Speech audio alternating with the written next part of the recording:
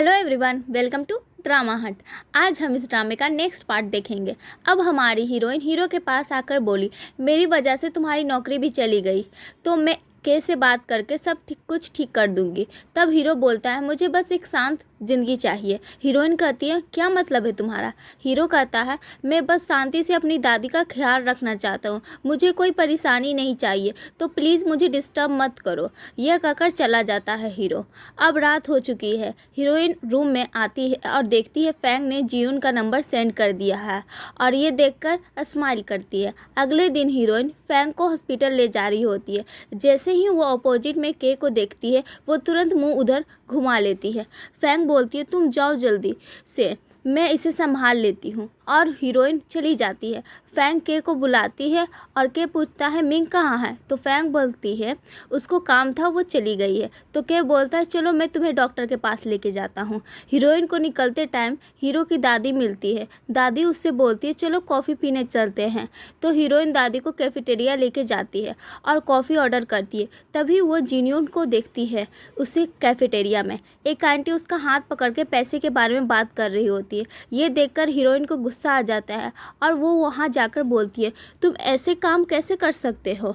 मैं अभी जाकर दादी को बताती हूँ। तब आंटी बोलती है, आप गलत समझ रहे हो, मैं तो बस मॉडलिंग के बारे में बात कर रही हूँ। तब वो आंटी उसे कॉन्ट्रैक्ट देती है, 1 घंटे का 2000 रुपये दूंगी, इस पर साइन कर देना। फिर हीरो कहता है, मैं इसे पढ़ता हूँ और साइन करके भेज देता हूँ। तभी वो आंटी अचानक से उसके हाथ का निशान देख लेती है और कहती है, मॉडलिंग के लिए एक भी स्कार नहीं होना चाहिए, पहले इसे ठीक करो फिर वापस अप्लाई करो। और ऐसा कहकर वो चली जाती है। फिर हीरो पूछता है, तुम यहाँ क्या कर रही हो? हीरोइन कहती है, तुम्हारी दादी के साथ आई हूँ। हीरो कहता है, मेरी दादी को तुमने किडनैप कर लिया? हीरोइन कहती है, मैं हॉस्पिटल में मिली थी उनसे और उन्हें कॉफ़ी पीना था, तो हम दोनों आ गए। फिर वो दोनों दादी के पास जाते हैं। दादी देखती है और हीरो को शौक हो जाती है।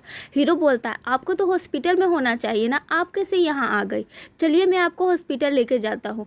दादी कहती है, नहीं अभी रुको, अभी मैंने कॉफ़ी भी पी नहीं है। तब हीरो बोलता है, ठीक है जो करना है करो, मैं जा रहा हूँ। तो दादी हीरोइन को कहती है, यहाँ क्यों रुकी हुई हो, जाओ उसके पीछे, मुझे नर्स हॉस्पिटल पहुँचा देगी। तो हीरोइन हीरो के पीछे चली जाती है और जाके कहती है, अगर तुम्हें मॉडलिंग में लेना है तो मैं तुम्हारी हेल्प कर सकती हूँ। हीरो कहता है, इतनी काइंड क्यों बन रही हो? हीरोइन कहती है, क्योंकि मेरी ही वजह से तुम्हारी जॉब चली गई है ना, तो मैं हेल्प करना चाहती हूँ, अब चलो मेरे साथ।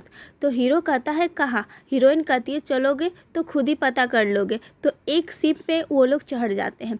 तब हीरोइन उसे देखकर दादी की बात याद करती है, बहुत बेचारा है जिन्यून, इसकी माँ इसको अब्रॉड में पढ़ने के लिए छोड़ दी, कभी अच्छे से केयर नहीं करती है, सिर्फ इसके पापा ही इससे अच्छा बर्ताव करते थे, लेकिन जब वो मर गए तो उसकी मम्मी बोलती है कि तुम भी मर जाओ। ये सब सोचकर वो उसे देख रही होती है। फिर वो अपने दोस्त के स्टूडियो लेके जाती है, वहाँ जाकर उसे बैठाती है, अब उसका हाथ पकड़ती है। तब हीरो कहता है, क्या हार्ट बीट कम हो रही है? डॉक्टर मिंग, आपने मेरे पल्स देखना कंप्लीट कर दिया क्या? मुझे थोड़ा डर लग रहा है, क्या तुम्हें ये सब बाकी आता है? हीरोइन कहती है, कॉलेज एंट्रेंस एग्ज़ाम फेल होने के बाद मैं यहाँ पार्ट टाइम काम कर रही हूँ, तो फिक्र मत करो, मैं सब ठीक कर दूँगी। फिर वो एक क्रीम लगाती है उसके हाथ में और कहती है, थोड़ा दर्द होगा, सह लेना।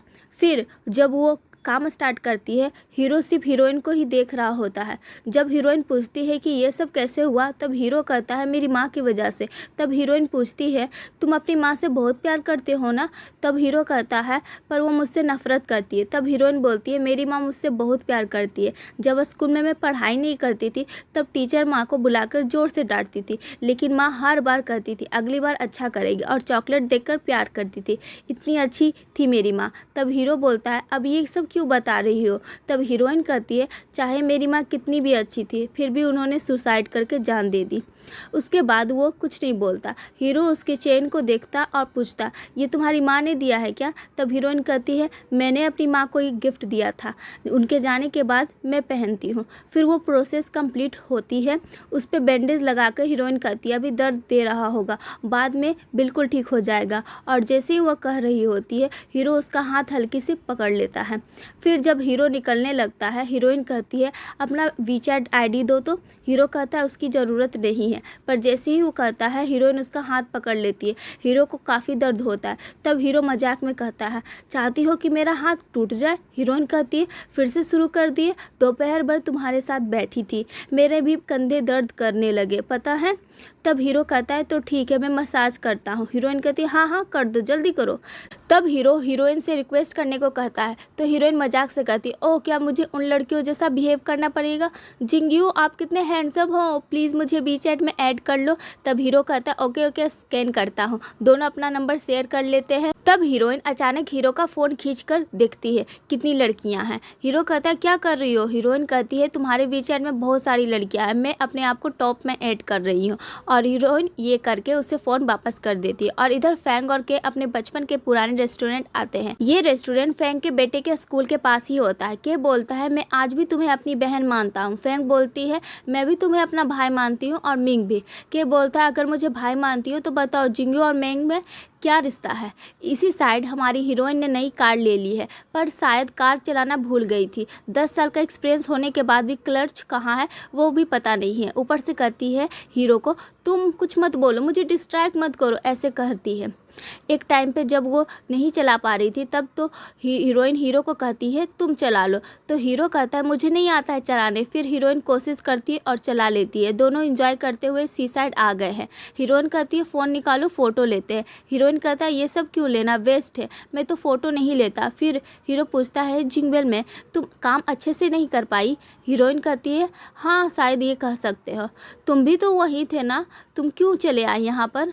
हीरो कहता है किसने बताया? हीरोइन बोलती है दादी ने बताया। हीरो कहता है जितने भी परफेक्ट रहो कोई भी अप्रिशिएट करने वाला नहीं है। हीरोइन कहती है तुम्हें अप्रिशिएट नहीं किया वो उनकी गलती है, इसलिए तुम्हें खुद को तकलीफ देने की ज़रूरत नहीं है। देखो ये सनसेट कितना सुंदर है, ये हीलिंग जैसा लगता है। हीरो कहता पर बहुत शॉर्ट टाइम के लिए। हीरोइन कहती है इस पल को जियो और तुम रोमांटिक मोमेंट को बर्बाद क्यों कर रहे हो? हीरो कहता है ऐसे रोमांटिक मोमेंट और ट्रिक्स के सामने ही चलेंगे, मेरे सामने नहीं। हीरोइन कहती तू उसके बारे में क्यों इतना कंसर्न है, वो सिर्फ मुझे बहन मानता है समझे। दूसरी तरफ के बोलता है मैं कितने सालों से मिंग को पसंद करता हूँ तुम्हें पता है, और रोना स्टार्ट कर देता है और चिल्लाकर बोलता है मैं उसका भाई नहीं बनना चाहता हूँ। फैंग बोलती है अब कम पियो, कितनी बार एक ही बात को बोलोगे? फिर के बोलता है उस दिन मैं ऑलमोस्ट अपनी फीलिंग बोल ही देता, पर डर गया था कि अगर मैं ये बोल दूंगा तो ये फ्रेंडशिप भी ख़त्म हो जाएगी। मैं उससे रिवेंज लेने के लिए नहीं मिलना चाहता था, मैं उसे सिर्फ देखना चाहता था। फैंग बोलती है तुझे तो पता ही है ना वो तुम्हें छोटा भाई जैसा देखती है। के बोलता है तो जिनियन को वो कैसे देखती है? इन दोनों के बीच में क्या रिलेशन चल रहा है बताओ? क्या वो उससे प्यार करती है? मैं जिनियन से किस चीज़ में कम हूँ? ये जो अस्कार है उसे भूल जाओ, तुम ही बोलो। तो फैंग करती है हाँ हाँ तुम हैंडसम हो। और उसी मोमेंट में फैंग का बेटा आता है। के उसे देखता है और अपने आप को इंट्रोड्यूस करता है और कहता है अगर आज से स्कूल में कोई तुम्हें छेड़े तो इस अंकल का नाम ले लेना, मैं देख लूँगा। फैंग का बेटा कहता है क्या अंकल अभी तक अपडेट नहीं हुए क्या? फिर फैंग बोलती है अपने बेटे से शराबी से बात करना बेकार है, चलो। और वो दोनों चले जाते हैं। दूसरी तरफ वो दोनों वापस आ गए हैं घर। कार का हेडलाइट बंद ही नहीं हो रहा था तो हीरो हेल्प कर देता है हेडलाइट ऑफ करने में। दोनों थोड़ा क्लोज आ जाते हैं, तब दोनों उतर जाते हैं। उसी वक्त के आ जाता है और कहता है क्या तुम दोनों कार चला के आए हो? हीरो कहता है देखो तुम्हारा भाई आ गया है, मैं जाता हूँ। हीरोइन उसका गर्दन पकड़ लेती है और क्लोज आ जाती है। हीरो के कान में बोलने लग जाती है बकवास करना बंद करो। के जब उन्हें देखता है तो लगता है जैसे दोनों किस कर रहे हैं। तब हीरो कहता है तुम मुझे कैसे पिटवाना चाहती हो या हम दोनों को फाइट करना देखना चाहती हो? के आकर बोलता है तुम दोनों साथ में हो, इस शहर में कितने अच्छे डिसेंट लड़के हैं, फिर भी इसे ही क्यों चुना तुमने? हीरोइन कहती है क्या करूं, मुझे पसंद है इसलिए मैंने चूज कर लिया।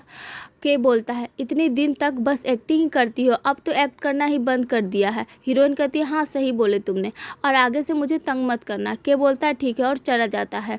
हीरो कहता है अब मैं जा सकता हूँ, मुझे शील्ड की तरह यूज़ कर लिया।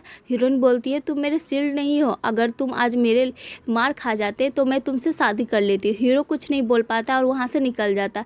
फिर दोनों मिलके एक दूसरे का फ़ोन पे फ़ोटो वगैरह देखने लग जाते हैं।